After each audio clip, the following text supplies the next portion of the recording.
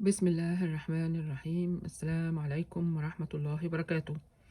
أسباب الطعم المر في الفم: الارتجاع الحمضي، السمنة، التدخين، المشروبات الغازية، ارتجاع الصفراء في حالة مرض الكبد، أمراض في المريء، تسوس الأسنان، التهاب اللثة، جفاف الفم، قلة اللعاب بتزود البكتيريا والطعم بعد كده بيبقى مر، أدوية الاكتئاب، المضادات الحيوية، أدوية السرطان، البرد أو الالتهاب الفيروسي، نزلة برد برضو بيغير الطعم بس مؤقتا، نقص الزنك برضو بيغير الطعم.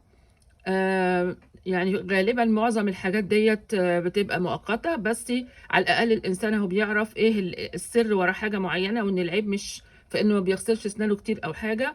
وربنا يشفينا جميعا.